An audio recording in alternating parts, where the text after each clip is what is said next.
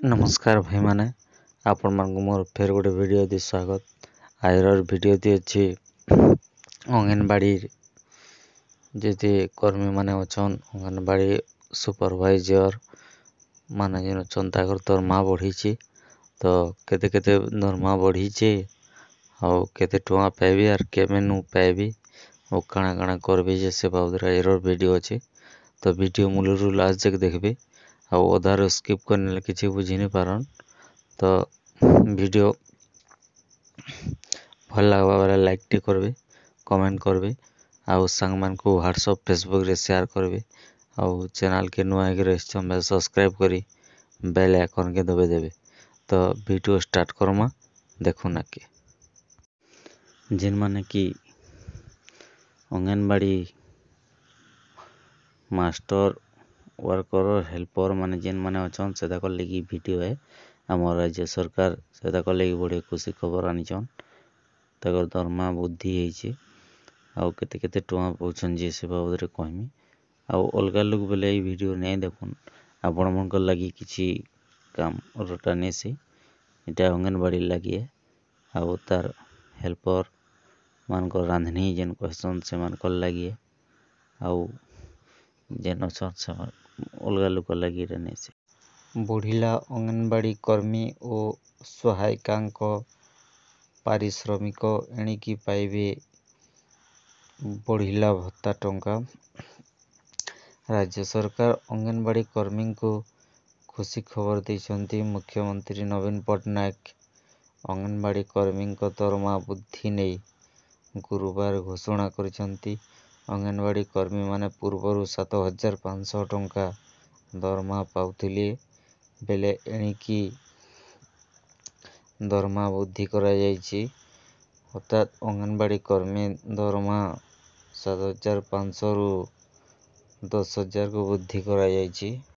सेहिपरि mini anganwadi कर्मी पारिश्रमिक 5350 रु 7250 टंका होइछि। राज्य सरकार अंगनबाड़ी सहायिकांक पारिश्रमिक 3750 रु 5000 टंका वृद्धि करिसंती। वर्धित दरमा पिछला भावे 2023 अक्टोबर मासरू लागू हेबो। अंगनबाड़ी कर्मी पारिश्रमिक वृद्धि करिबा परे राज्य सरकारक वार्षिक 350 कोटी टंका अधिक खर्च हेबो। एहा द्वारा 1,48,000 कर्मी उपकृत हेबे बोली नवीन पटनायक कहिसंती। तो हमर अंगनबाड़ी कर्मी मानकर दरमा 2500 टंका लेखा वृद्धि करिछन हमर सरकार।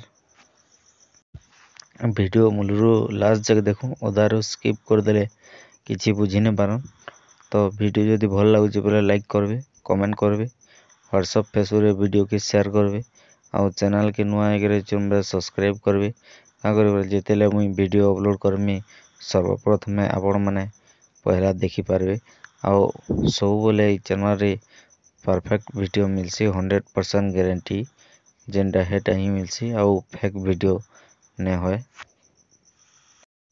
सेना निवृत्त कर्मी माने जो माने पूर्वरु 40,000 टंका पाउथिले से माने एबे 1 लाख टंका पाइबे।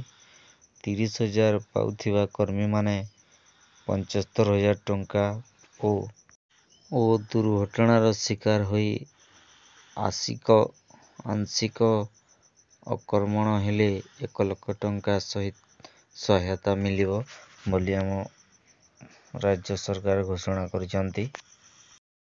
20,000 पाउथिबा कर्मी 50,000 टंका पाइबे। चाकरी समय रे मृत्यु हेले बा अकर्मश हेले 2 लाख टंका एटा अंगनबाड़ी मानकर दरमा 2500 टंका भरला आगुरु 7500 टंका पाउथिले एबे 10,000 टंका पाइबे और जेन माने भी जेते टका लेखा पाउथिले तारो 2500 टंका वृद्धि ହେଇଛି। तो आपण मन को जदि वीडियो भल लागि जे बोले लाइक करबे कमेंट करबे व्हाट्सएप फेसबुक रे वीडियो के शेयर करबे और चैनल के नुआ हेके रहछन सब्सक्राइब करी बेल आइकन के दबे देबे एंदा सब बोले नुआ नुआ वीडियो देखबार लागि। तो रहुचे नमस्कार।